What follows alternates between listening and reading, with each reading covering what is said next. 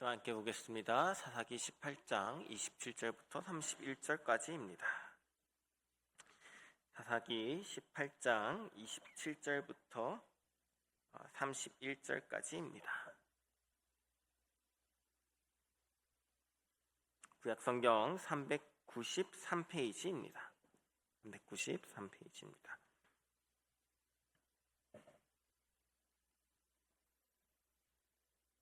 다 찾으신 줄 알고 한 절씩 교독하겠습니다. 단자손이 미가가 만든 것과 그 제사장을 취하여 라이스에 이르러 한가하고 걱정 없이 사는 백성을 말나 칼날로 그들을 치며 그 성읍을 불사르되 그들을 구원할 자가 없었으니 그 성읍이 베드로가 가까운 골짜기에 있어서 시돈과 거리가 멀고 상종하는 사람도 없음이었더라. 단 자손이 성읍을 세우고 거기 거주하면서 이스라엘에게서 태어난 그들의 조상 단의 이름을 따라 그 성읍을 단이라 하니라. 그 성읍의 본 이름은 라이스였더라. 단 자손이 자기들을 위하여 그 새긴 신상을 세웠고 모세의 손자여 게르솜의 아들인 요나단과 그의 자손은 단 지파의 제사장이 되어 그 땅 백성이 사로잡히는 날까지 이르렀더라. 함께 읽겠습니다. 하나님의 집이 실로에 있을 동안에 미가가 만든 바 새긴 신상이 단 자손에게 있었더라. 아멘. 모세 손자라는 제목으로 함께 말씀 나누겠습니다. 사사기는 이스라엘 백성이 가나안 땅에 정착한 순간부터 이제 왕정 시대가 도래하기까지 거의 한 400년의 기간을 다루게 됩니다. 사사기의 서론은 지난번에 한번 했었어요. 2개라고 했습니다. 2개. 하나는 전쟁의 실패라고 했습니다. 전쟁의 실패. 이스라엘 사후에 이스라엘 자손은 가나안 족속을 진멸하라는 하나님의 명령을 완수하지 못했습니다. 왜 이 전쟁에 실패했을까요? 첫 번째 이유는 가나안 족속이 너무 강해서입니다. 하나님, 저들이 철병거도 있고요, 너무 강력해서 우리가 쫓아내지 못했습니다 라고 하는 거죠. 근데 핑계입니다. 여호수아 시대에도 철병거는 있었고요, 그들을 충분히 쫓아냈습니다.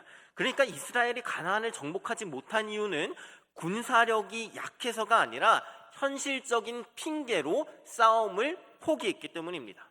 또 2번째 이유도 있습니다. 2번째 이유. 이스라엘은 진멸해야 하는 적을 노역자로 이용하기 위해서 타협했습니다. 하나님의 명령보다 당장 적을 부려먹는 것이 더 효율적이고 실용적으로 보였기 때문입니다. 이스라엘은 적을 쫓아내지 못한 것이 아니라 쫓아내지 않은 겁니다. 결국에 1장 후반부부터는 하나님이 이스라엘과 함께 하셨다라는 기록이 사라지게 됩니다. 이스라엘은 자신들이 용납하고 타협했던 바로 그 세력에게 역으로 종속되고 굴복하게 됩니다. 그렇게 안식의 땅이었던 가나안이 어떻게 변하냐면 혼돈으로 변하는 것이죠. 사사기는 하나님이 주신 그 약속의 땅이 왜 평안을 누리던 그 이스라엘이 왜 혼돈에 빠지게 되었는가, 이거를 우리에게 설명을 해줍니다. 사사기의 첫 번째 서론이 이제 전쟁의 실패였다면 2번째 서론은 신앙의 실패입니다. 신앙의 실패. 여호와를 알지 못하는 다른 세대가 등장하게 됩니다. 여호수아가 죽고 한 세대가 지나기도 전에 하나님의 역사를 알지도 못하는 다른 세대가 출현합니다. 그러니까 이스라엘은 땅은 물려주었지만 신앙은 물려주지 못한 거예요.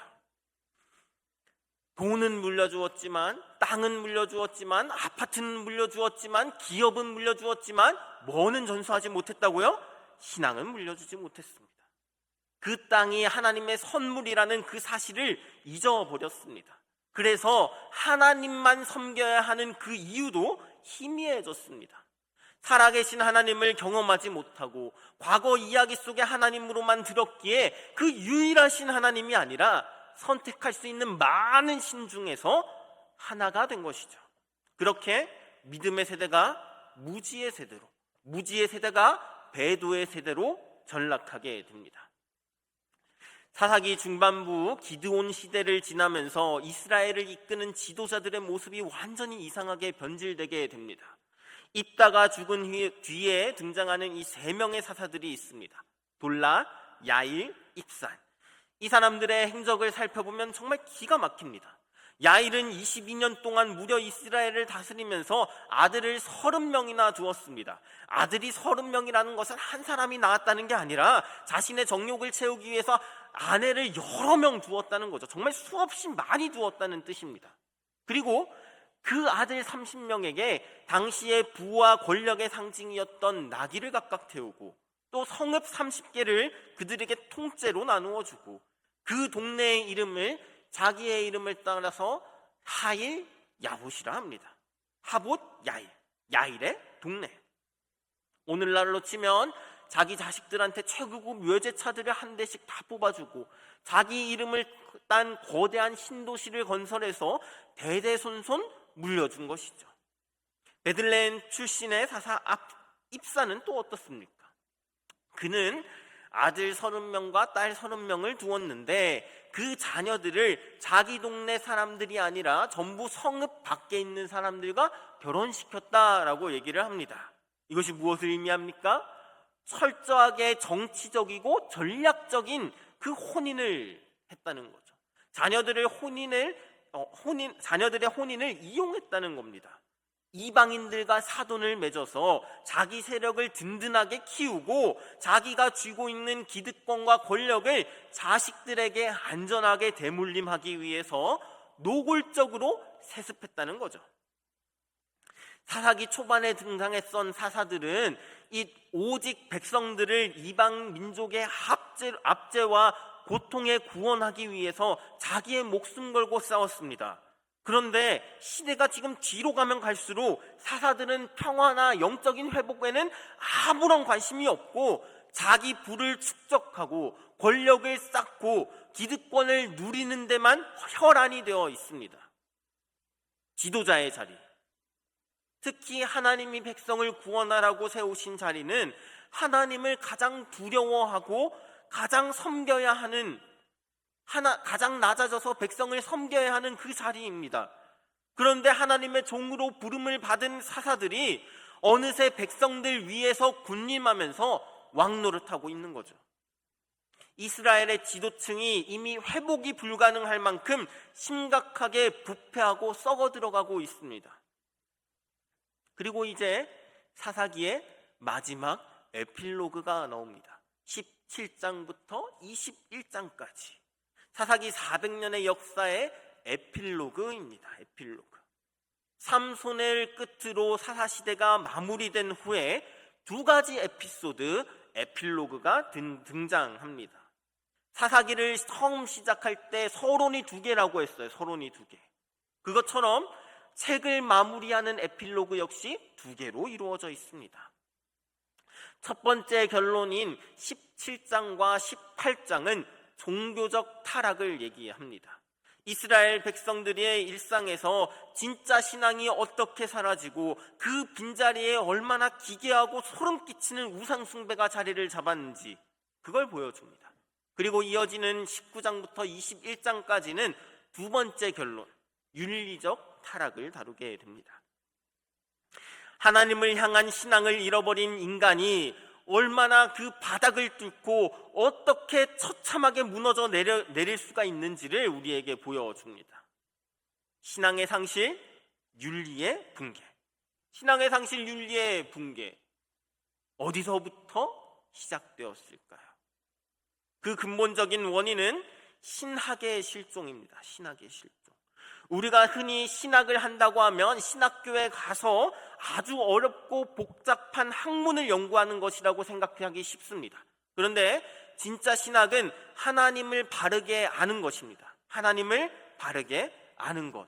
그분이 어떤 분인지 정확하게 알고 그분을 내 삶의 주인으로 진실하게 믿고 그분을 진정으로 두려워하며 내 삶의 전부를 다해서 섬기는 그 모든 과정이 바로 신학입니다. 그래서 신앙이 실종되었다는 것은 신학의 실종입니다. 하나님 실종입니다. 사사시대가 혼란에 빠진 이유는 하나님을 아는 지식을 잃어버렸기 때문입니다. 그게 실종되어 버렸기 때문입니다. 사람들의 일상과 삶 한가운데에서 하나님이라는 존재가 완전히 지워져 버렸다는 뜻입니다. 내 삶을 다스리는 진짜 주인이신 하나님이 사라지니까 당연히 바른 신앙도 사라지고 인간으로서 마땅히 지켜야 하는 최소한의 양심과 도덕도 함께 사라지는 것이죠. 그리고 이 신앙의 실패, 신학의 실패는 곧 종교의 부패로 이어집니다. 이 모든 사회적, 도덕적 타락과 부패 한가운데에 종교 지도자들이 앞장서 있습니다. 오늘 사사기의 에필로그는 사사들의 타락보다 더 심각하고 더 끔찍한 문제를 우리에게 말해줍니다. 백성들에게 하나님의 율법을 가르치고 공적인 예배를 인도해야 할 영적 지도자들, 레위인들이 타락했습니다. 17장에는 미가라는 사람의 가정 이야기가 나옵니다. 미가. 에브라임 지파, 이 에브라임 산지에 미가라는 사람이 살았습니다. 근데 에브라임이라는 지파는 이스라엘 12지파 중에서 크고 강한 힘을 가진 지파였습니다. 지파에 대한 자부심이 하늘을 찌르는 지파입니다. 그런데 그 지파 안에서도 미가는 엄청난 재력을 가진 부자입니다. 미가라는 이름의 뜻은 누가 여호와와 같은가 라는 뜻입니다. 원래 이름은 여호와와 비길 자는 아무도 없다 이런 뜻이죠. 여호와와 비길 자가 없다라는 뜻입니다. 그런데 가장 강력한 지파, 가장 부유한 집안의 아들에게 이런 이름을 지어주었다는 것이 중요합니다. 그러니까 이름은 누가 여호와 같은 자인가 라는 뜻입니다. 그런데 그 속을 딱 들여다보면 의미가 탁 달라지는 거죠. 누가 여호와와 같은가? 가장 부유하고 권세가 있는 자가 누구인가? 나다. 내가 여호와 같은 자다. 내가 여호와와 비길만하다. 미가는 가진 것이 많아서 여호와처럼 못하는 것이 없는 사람입니다. 그러니 상식적으로 납득할 수 없는 그런 황당한 범죄가 일어나는 것이죠. 아들인 미가는 자기 어머니의 돈을 몰래 훔칩니다. 그것도 푼돈을 슬쩍 한 것이 아니라 은 1100세겔이라는 거금을 훔쳤습니다. 우리가 어릴 때 철이 없을 때 어머니 지갑을 탁 뒤져서 1,000원 한 장 탁 훔쳐봤잖아요. 다들 그러셨잖아요. 물론 저는 말씀과 기도에 충실하느냐 훔치지는 않았습니다. 근데 여러분들은 다 그러셨잖아요. 농담입니다. 미가가 1100세겔을 훔쳤다고 하는데 이거는 단순하게 저금통에서 1100원을 훔쳤다는 게 아니라는 거죠. 세겔은 무게 단위입니다. 무게 단위. 1세겔은 약 13g으로서 현재 은 1g이 4,000원인데 단순 계산으로 했을 때 은 1100세겔은 약 6천만 원입니다. 6천만 원. 여러분들 지갑에 다 6천만 원 있으시잖아요. 그걸 슬쩍 했다는 거죠. 그러니까 은 1100세겔은 단순하게 엄마 지갑에서 훔친 돈 그 정도 수준이 아니라는 뜻입니다. 조금 다르게 계산을 해보면 은 한 세겔은 이 숙련공의 한 달 월급이기도 했습니다. 은 한 세겔을 전문직의 한 달 월급 300만 원을 잠다치면 약 34억 원이 되겠습니다. 그러니까 엄마 지갑에 33억이 있는 것도 충격적인데 그걸 아무렇지도 않게 가지고 간 것도 문제인 것이죠. 그런데 조금 더 다르게 한번 계산을 해보겠습니다. 약 300년 뒤에 솔로몬 왕이 애굽에서 철병거를 수입할 때 들었던 비용이 은 600세겔입니다. 보통 병거를 고대의 전차로 생각합니다. 그러니까 국가 전략 자산인 거죠. 우리나라 K9 자주포가 약 60억 정도 되겠습니다. 그러니까 전략병기로서 세계를 계산을 한다면 1세겔에 약 1,000만 원, 1,100세겔은 약 110억 원이 되겠습니다. 그러니까 6천만 원만 해도 아주 큰 돈인데 110억까지도 계산할 수 있는 어마어마하게 큰 돈이라는 거죠. 미가의 나이는 어떨까요? 미가의 나이. 미가의 나이는 정확하게 기록되어 있지는 않습니다. 그런데 미가는 어머니의 자산을 관리하고 가정을 이끌면서 개인의 신상을 세우고 제사장을 직접 고용할 정도로 경제력을 가진 남성입니다. 그러니까 최소한 30 언저리는 된 거예요. 그러니까 철없이 엄마 지갑에서 1,100원 훔친 게 아니라 엄청나게 큰 돈을 훔친 거죠. 엄청난 금액을 하루아침에 도둑맞은 어머니는 이성을 잃고 돈을 훔쳐간 사람을 향해서, 도둑놈을 향해서 온종일 입에 담기 힘든 맹렬한 저주를 퍼붓습니다. 무슨 저주였을까요? 성경에 나오지는 않지만 아마 이런 저주 아니었을까요? 훔쳐간 사람 집에서 바퀴벌레 나와라. 훔쳐간 사람 물 마시다가 살에 걸려라. 훔쳐간 사람 문에 발가락 찧어라. 뭐 이런 끔찍한 저주 아니었을까요? 물론 이거보다 더 심각하고 그런 욕을 했겠죠. 저주를 했겠죠. 그런데 하루 종일 어머니가 그 방구석에서 궁시렁궁시렁 하면서 이거 훔쳐간 사람 물 마시다가 살에 걸려라 이러고 있으니까 그 저주를 계속 듣던 아들 미가는 덜컥 겁이 나기 시작합니다. 자기가 돈을 훔쳤는데 어머니가 하나님의 이름으로 저주를 퍼부으니까 내 생명과 앞길에 정말 그 저주가 임할 것 같아서 두려워서 결국에 자수합니다. 어머니한테 가서 내가 이 돈을 훔쳤다고 실토를 하고 맙니다. 어머니는 은하 1,100냥을 잃어버리신 적 있지요? 그때 어머니는 그것을 훔친 사람을 저주하셨습니다. 저도 이 귀로 똑똑히 들었습니다. 그런데 보십시오. 그 돈이 여기 있습니다. 그것을 훔친 사람은 바로 저입니다. 하는 거죠.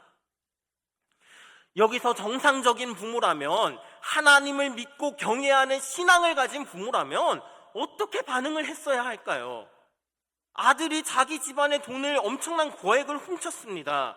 이거는 부모를 공경하라는 5계명을 정면으로 어긴 것이고요. 도둑질하지 말라는 8계명도 어긴 것이고요. 내 이웃의 소유를 탐하지 말라는 10계명도 어긴 겁니다. 그러니까 아주 끔찍한 범죄 행위입니다. 아들이 이런 범죄를 저질렀으면 매우 호되게 꾸짖고 눈물로 징계하고 심지어 매를 들어서라도 아들의 삐뚤어진 인성과 잘못된 행동을 바로 잡아야 마땅합니다. 그런데 이 어머니의 반응은 완전히 우리의 예상을 빗나가는 거죠. 엄마는 아들의 죄악에 대해서 가슴 아파하거나 슬퍼하지도 않고요, 아들을 나무라거나 징계하지도 않습니다. 어머니는 오히려 자기가 내뱉었던 그 저주가 혹시라도 아들에게 미칠까봐, 자기 아들의 앞길을 막을까봐, 생명을 해칠까봐 두려워서 아들의 자백을 듣자마자 말합니다. 그래? 괜찮다. 너는 여호와께 복을 받아라. 그러니까 방금 전까지 아주 무서운 저주를 얘기했는데 아들이 저질렀다는 사실을 알자마자 지금 축복으로 덮어버리는 거예요. 아들이 죄를 깊이 뉘우치고 올바른 사람으로 변화되는 것에는 단 1%도 관심이 있었다 없었다? 없었다. 오직 내 자식이 잘 되는 데만 관심이 있습니다. 내 자식의 안전과 세속적인 번영에만 맹목적으로 집착하고 있습니다. 삐뚤어지고 눈먼 자식 사랑의 극치입니다. 어떠한가요? 사사기의 서론에서 그들은 땅은 물려주었어도 신앙은 물려주지 못했다고 얘기했어요. 땅은 물려주었어도, 아파트는 물려주었어도, 기업은 물려주었어도, 돈은 물려주었어도, 주식은 물려주었어도 뭐는 물려주지 못했다고요? 신앙은 물려주지 못했다고요. 그리고 지금 사사기의 마지막에 에필로그에 와서도 동일한 거죠. 오늘날 우리는 어떤가요? 신앙은 놓치고 땅을 물려주는 그런 삐뚤어진 사람, 내 자식의 안정과 번영만 집착하고 있진 않나요? 그래서 기도하는 것이 내 자식의 좋은 신앙보다 좋은 성적, 좋은 대학, 좋은 직장, 이 땅에서 잘 먹고 잘 사는 것 아닌가요? 이런 것들을 신앙보다 더 우선시하고 있지는 않나요? 그런데 더 기가 막힌 것은 어머니의 다음 행동입니다. 은 200세겔을 가지고 은장색에게 가지고 가서 번쩍이는 은 신상을 만들어냅니다. 그리고 나서 이렇게 얘기를 합니다. 내가 내 아들을 위해서 한 신상을 새기며 부어 만들기 위하여 내 손으로 이 은을 여호와께 거룩히 드립니다. 이렇게 얘기합니다. 여호와께 드린다면서 뭐 한다고요? 신상을 새기며 부어 만든다고요. 도둑질한 그 작물을 가지고 우상을 만들어내면서 거기에 감히 하나님의 이름을 가져다 붙이고 여호와께 거룩히 드린다고 포장하고 있는 거예요. 그런데 누굴 위해서? 내 아들을 위해서. 누굴 위해서 그렇게 한다고요? 내 아들을 위해서. 내 아들을 위한 하나님, 내 아들이 잘 되기 위해서 일하셔야죠. 일하셔야지요. 하나님, 내 아들이 잘 먹고 잘 살기 위해서 인도하셔야죠. 내가 이렇게까지 하는데 잘해주셔야 되는 거 아닙니까? 물 떠놓고 귀신에게 기도하듯이 하나님께 내 욕망, 내 소망을 말하면서 그렇게 기도하고 있지 않습니까? 그런데 그것이 지금 정확하게 사사시대 사람들이 하나님을 취급하던 방식입니다. 그들은 하나님을 경외의 대상으로, 순종의 대상으로, 절대적인 창조주로 본 것이 아니라 내 마음대로 통제하고 돈을 넣으면 딸깍하고 나오는 그 자판기, 소원을 비는 램프의 요정, 딱 그 정도 수준으로 하나님을 여긴 것이죠. 누군가 내 돈을 훔치면 내 분노를 막 풀기 위해서 하나님의 이름으로 마음껏 저주하고, 그 도둑이 알고 보니까 내 아들이니까 언제 저주했냐는 듯이 축복하고, 돈을 하나님께 드리면서 하나님 잘되게 해주십시오, 하나님과 뻔뻔한 거래를 시도했습니다. 이중잣대, 내로남불, 내가 하면 로맨스, 남이 하면 불륜. 그러니까 참된 신앙, 그러니까 하나님을 바로 아는 지식이 사라져버린 그 시대, 그 자리에 남은 것은 내 육신의 욕망을 채우기 위한 천박한 기복주의와 미신뿐입니다. 그래서 사사기 17장 6절은 이 기괴하고 병든 상황을 이렇게 한 줄로 표현합니다. 우리 함께 읽어볼 텐데요. 사사기 17장 6절입니다. 시작. 그때는 이스라엘의 왕이 없었으므로 사람마다 자기 소견에 옳은 대로 행하였더라. 진정한 왕이신 하나님의 말씀과 통치가 사라진 자리에 탐욕에 물든 이기심만 남았습니다. 절대적인 기준 없이 내 기분에 좋은 것, 내 이기적인 욕심을 채워주는 것, 내게 당장 얄팍한 복을 주는 것만이 유일한 기준이 되어버렸습니다. 이제 미가는 아예 자신의 집 한구석에 신당을 아주 화려하게 꾸며놓습니다. 그리고 제사장들만 입을 수 있는 거룩한 예복인 에봇과 점을 칠 때 쓰는 이방 종교의 도구인 드라빔까지 자기 마음대로 만듭니다. 그리고는 자기 아들 중 하나를 임의로 제사장으로 세워두었다가 마침 거처를 찾아서 지나가던 한 젊은 레위인 청년을 붙잡습니다. 이 레위인 청년은요, 유다 베들레헴을 떠나서 거주할 곳을 찾고 있었어요. 본래 이스라엘 백성들 곁에서 전국적으로 흩어져 살면서 그들에게 하나님의 율법을 가르치고 바른 길로 인도하여야 할 사명을 받은 사람이었습니다. 그런데 그는 거룩한 사명의 자리를 버리고 지금 내가 먹고 살 일자리를 찾아서 돌아다니고 있는 거예요. 미가는 이 사람이 레위인이라는 그 신분을 확인하자마자 1년 연봉으로 은 10개와 계절에 맞는 옷 한 벌, 그리고 매일 먹을 양식을 제공하겠다고 제안하면서 나와 함께 거주하며 나를 위하여 나의 아버지와 나의 제사장이 되라. 그렇게 요구하는 거죠.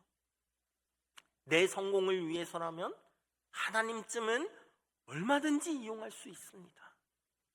그러자 이 레위 청년은 자신이 받게 될 그 안정적인 돈과 대우 그리고 편안한 조건에 매우 만족하면서 미가의 제안을 덥석 잡습니다.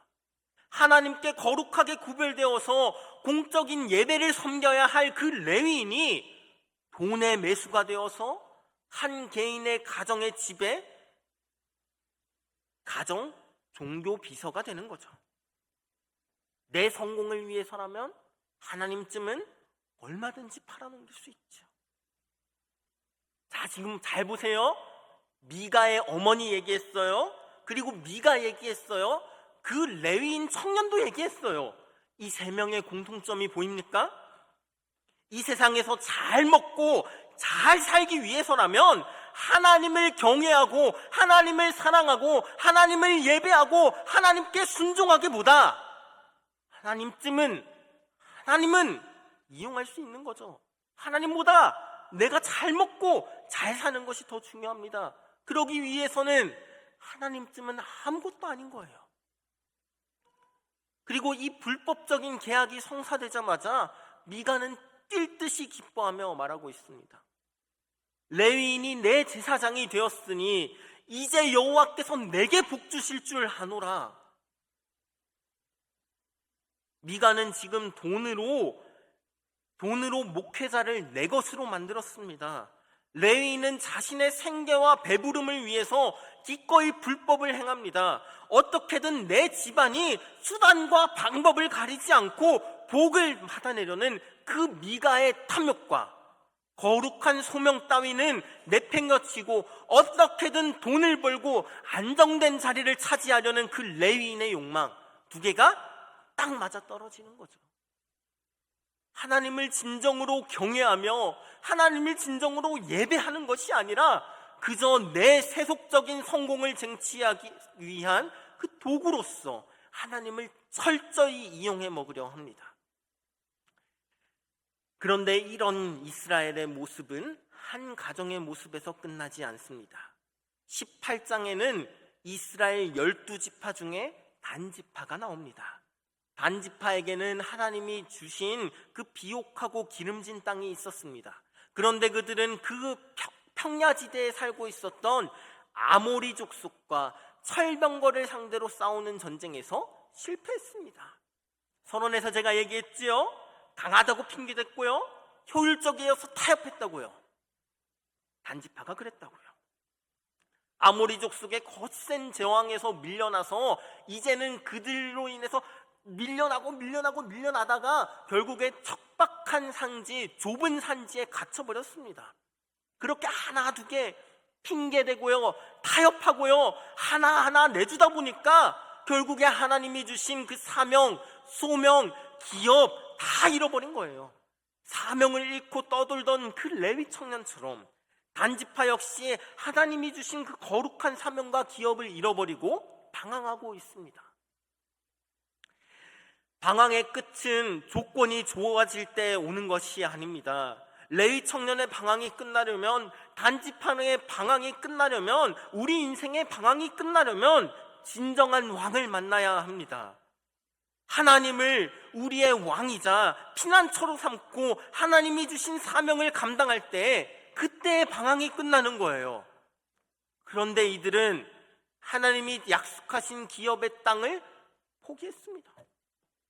그리고 이제 딱 눈을 돌리는 거죠.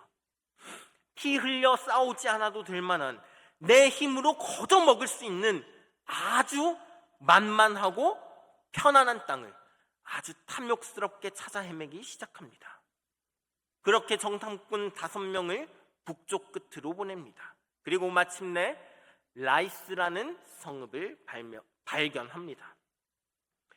성경은 그곳에 사는 백성들의 상태를 아주 의미심장하게 묘사합니다. 염려 없이 거주하며 시돈 사람들이 사는 것처럼 평온하며 안전했다. 그런데 여기서 우리가 주목해야 할 단어가 있습니다. 시돈 사람들처럼입니다. 시돈 사람들처럼.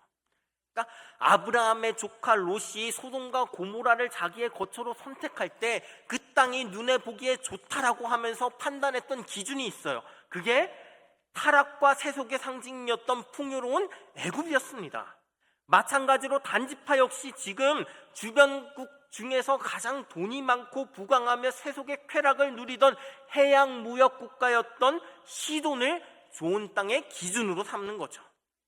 그러니까 그들에게는 하나님의 약속하신 땅인지 아닌지는 중요하지 않습니다.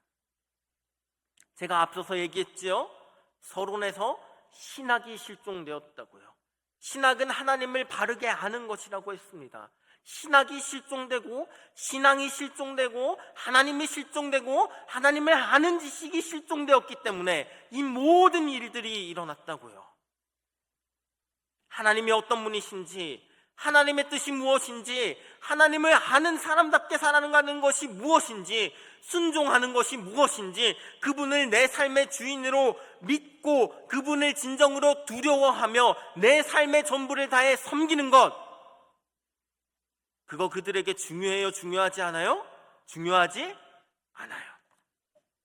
내 삶을 다스리는 진짜 주인 하나님이 사라지니 당연히 바른 신앙도 사라지고 최소한의 양심도 도덕도 사라집니다. 단지파는 그 땅이 하나님이 약속하신 땅인지 아닌지는 안중에도 없어요. 오직 세상의 화려함과 전쟁 없는 평안함만이 그들의 선택의 기준이 되어버립니다. 우리의 삶은 어떻습니까? 두 가지 사이에서 나는 무엇을 선택합니까? 나에게는 단지파의 모습은 없습니까? 나와 단지파가 다른 부분은 무엇입니까? 정말로 하나님을 알고 사랑하고 닮아가는데 힘쓰고 있습니까? 정탐꾼들은 그렇게 평화로운 도시 라이스를 보고 이제 다시 본진으로 돌아갑니다. 그런데 우리 잠깐 이 라이스 도시를 발견하기 전에 바로 앞에 잠깐 있는 내용을 한번 살펴봅시다. 단지파가 정탐을 위해서 사람을 보냈고 가는 길에 미가의 집에서 유숙하게 됩니다. 거기서 돈으로 고용된 레위 제사장의 목소리를 알아듣고 자기들이 가는 길이 형통할지를 물어봅니다. 제가 좋아하는 말이 있습니다. 무슨 말이냐면 결혼은 끼리끼리다, 결혼은 끼리끼리 한다, 이 말을 참 좋아합니다. 결혼하신 분들은 정말로 기분 나쁠 수 있겠지만 정말로 죄송하지만 이 결혼은 끼리끼리 합니다. 저는 이 말을 참 좋아합니다. 저와 아내가 함께 있으면 모든 분들이 말씀합니다. 사모님 너무 예뻐요. 사모님 너무 착해요. 사모님이 너무 훌륭하셔요. 하나 사모님 어쩜 저렇게 온화하실까? 저는 안중에도 없습니다. 그런데 결혼은 끼리끼리 합니다. 저는 이 말을 참 좋아합니다. 저와 아내는 수준이 참 딱 맞습니다. 아내는 소고기 알레르기가 있습니다. 그래서 소고기를 못 먹습니다. 그래서 저는 소고기를 사주고 싶은데 못 사줍니다. 하필 소고기 알레르기가 있어서 못 사줍니다. 소고기 알레르기만 없으면 제가 소고기쯤은 얼마든지 배 터지게 사줄 수 있는데 다들 그 정도 돈은 있잖아요. 근데 아내는 소고기 알레르기가 있습니다. 아내는 소고기를 먹으면 두드러기가 나서 너무 간지러워서 막 온몸을 벅벅벅 긁습니다. 그렇게 온몸이 간지러워서 막 긁고 있으면 제가 옆에서 딱 얘기합니다. 아이고, 니한테는 닭이 딱 맞다. 무슨 뜻입니까? 내가 닭 정도는 충분히 사줄 수 있다라는 그 자신감이지요. 닭만 먹을 수 있는 여자와 닭만 많이 사줄 수 있는 남자가 서로 수준에 맞춰서 끼리끼리 결혼한 거죠. 그런데 단지파와 레위 청년의 수준도 참 똑같습니다. 끼리끼리입니다. 하나님의 뜻을 구하기보다 즉각적으로 듣기 좋은 말, 평안히 가라, 너희가 가는 길은 여호와가 앞에 있다. 자기 앞에 있는 그 고객들이 가장 듣고 싶어하는 축복의 말, 평안하다, 평안하다, 괜찮다, 괜찮다.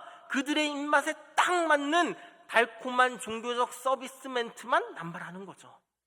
신앙의 화려한 껍데기와 종교적인 형식만 남았을 뿐 그 속에는 하나님의 뜻이 없습니다. 자기 이익과 욕심으로 가득 차 있습니다. 단지파와 레위인 똑같습니다.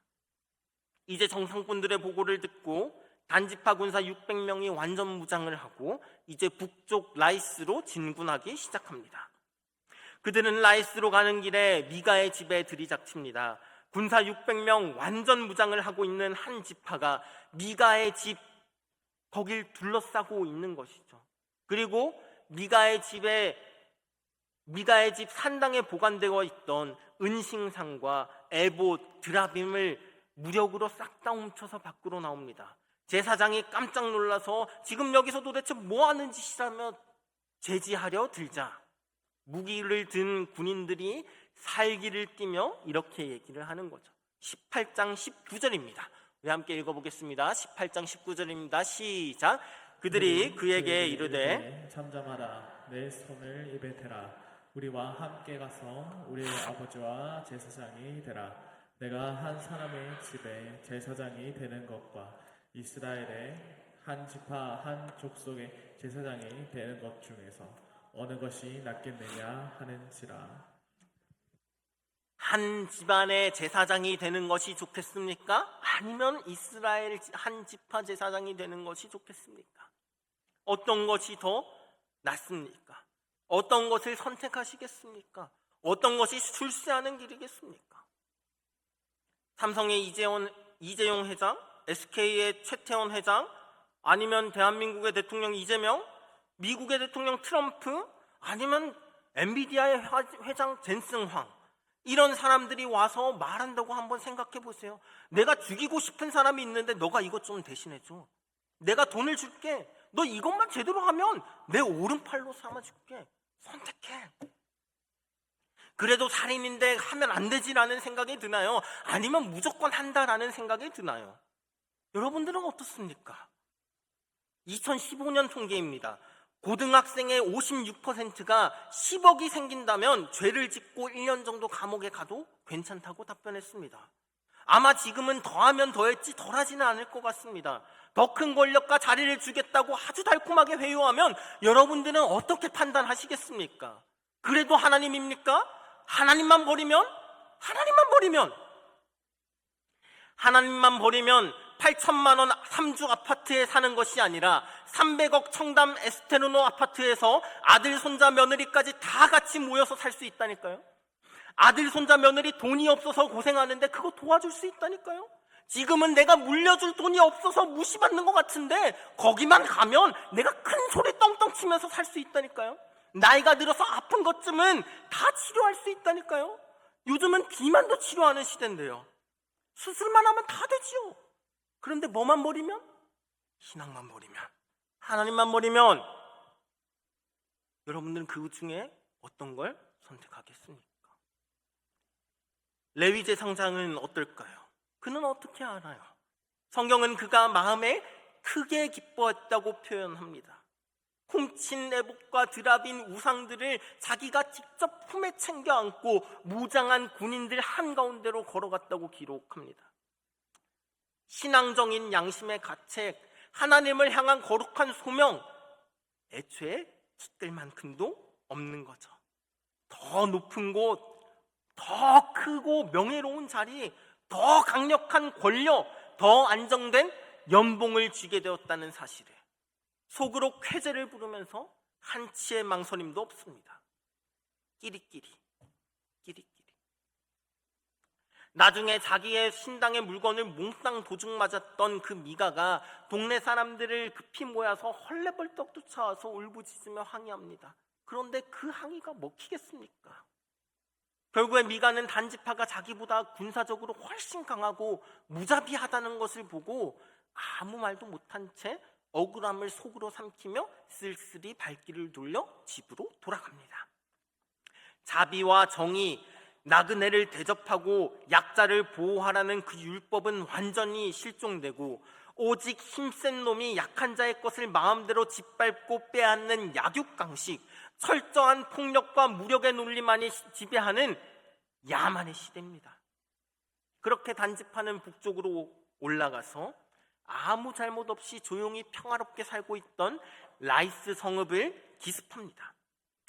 시돈과는 거리가 멀어서 구원해줄 동맹국도 없고 방어할 무기도 없이 한가하게 있었던 그 무고한 백성들을 어린아이부터 노인까지 전부 칼날로 쳐서 무참히 쳐 죽입니다.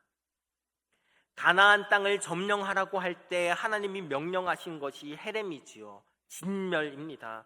어린아이부터 노인까지 모든 것을 불태우는 것. 왜요?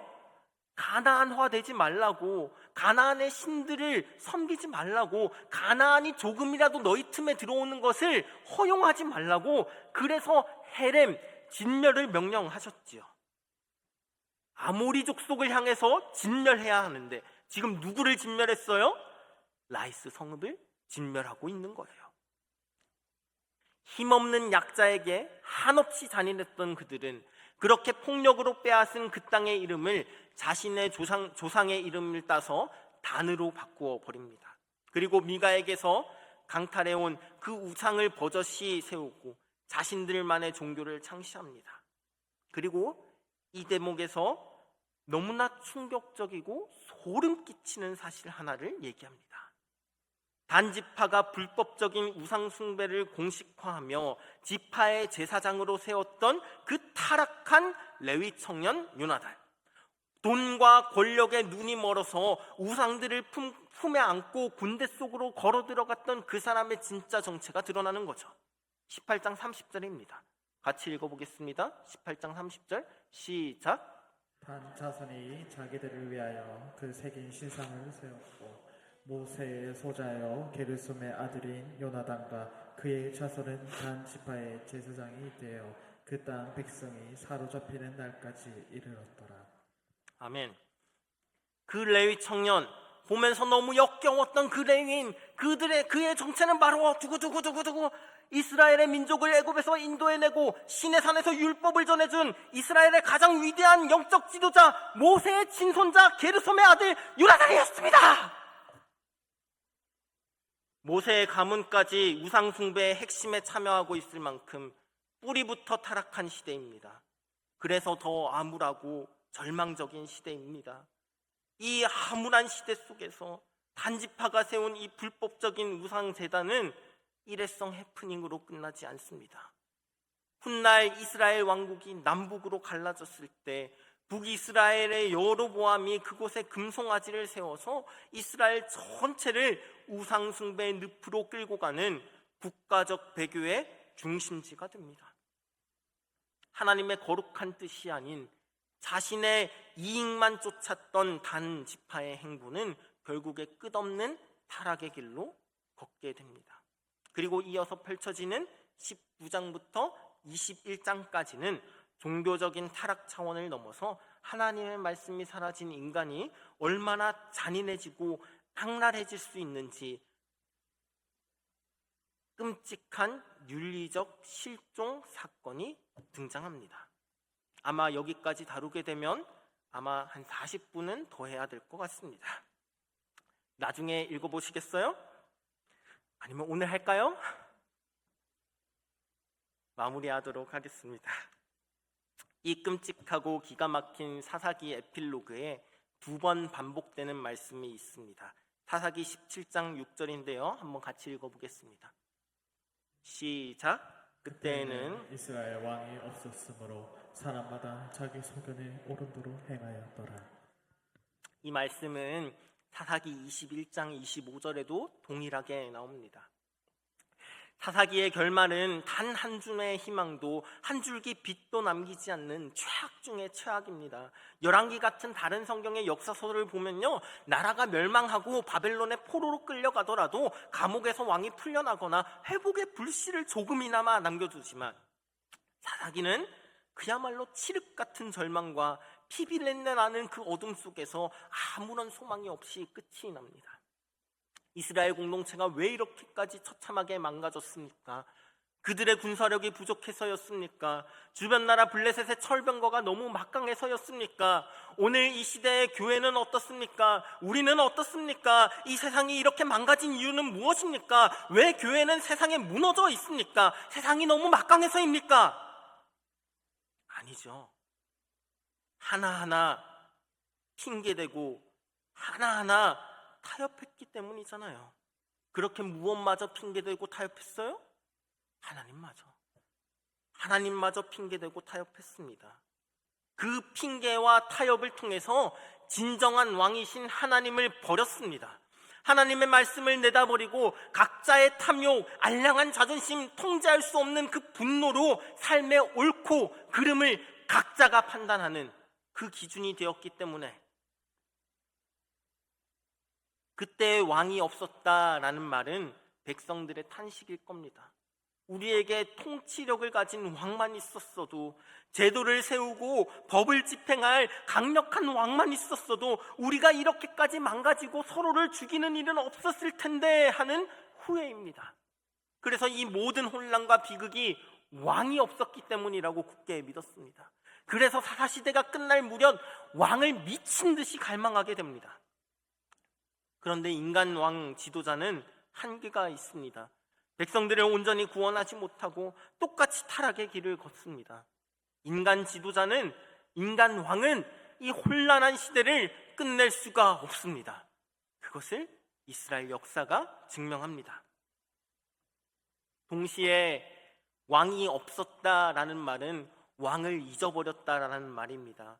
이스라엘은 애굽의 노예였던 자신들을 구원하시고 언약을 맺어주신 진짜 왕, 만군의 여호와 하나님을 이미 모시고 있었습니다. 그들에게는 완벽하고 선하신 왕이 분명히 계셨습니다. 그런데 그분을 쫓아내고 내가 보기에 좋은 대로, 내가 생각하기에 좋은 대로 행동했던 건 그들입니다. 그들은 스스로 진짜 왕을 마음의 중심에서 몰아냈습니다. 왕이 없었던 것이 아니라 왕을 버린 것이죠. 왜? 내 맘대로 살고 싶어서, 내 욕심을 채우고 싶어서, 내 소견에 옳은 대로 내 삶을 주무르고 싶어서. 그래서 내가 내 왕의 자리로 기어 올라갔잖아요. 왕을 잃어버린 인간, 스스로 왕이 되어버린 인간이 만들어낸 세상은 결코 평화로운 세상이 될 수 없습니다. 하나님을 왕으로 모시지 않는 세상은 결국 내가 왕이 되기 위해서 남을 짓밟고, 내 이익을 위해서 약자를 착취하고, 내 쾌락을 위해서 거룩함 따위는 내다버리는 끝없는 폭력과 끔찍한 생지옥일 뿐입니다. 돈과 성공에 눈이 멀어서 종교를 사유화했던 미가의 탐욕, 힘없는 약자를 짓밟으며 헛된 평화를 노래했던 단지파, 그리고 그 모든 것을 하나님의 뜻으로 변조하고 축복을 빌어준 레위인 모세의 손자 요나단. 혹 우리의 모습은 아닙니까?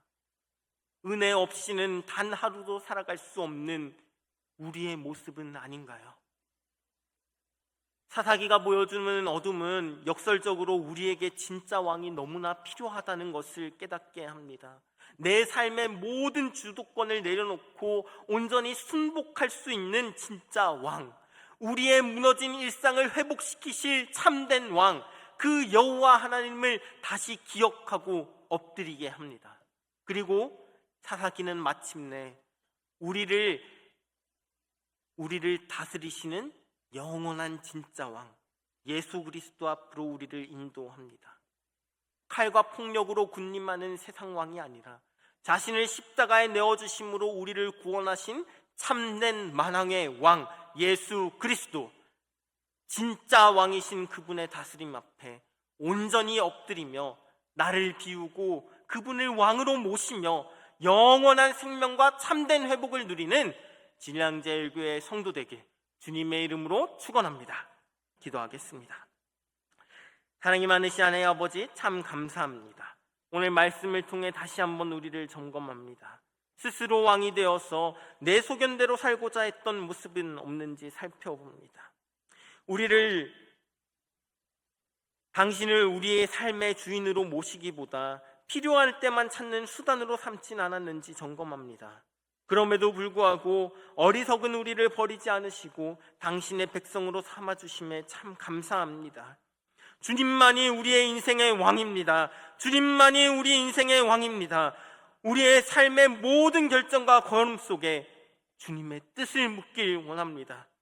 우리를 다스려 주시옵고 당신의 선한 뜻대로 인도하여 주시옵소서. 이제 내 삶의 주동권을 주님께 드리길 원합니다. 세상의 권력이 아니라 십자가의 통치만 따르겠습니다. 선하신 주님만 의지하게 하여 주시옵소서. 예수 그리스도의 이름으로 기도드리옵나이다.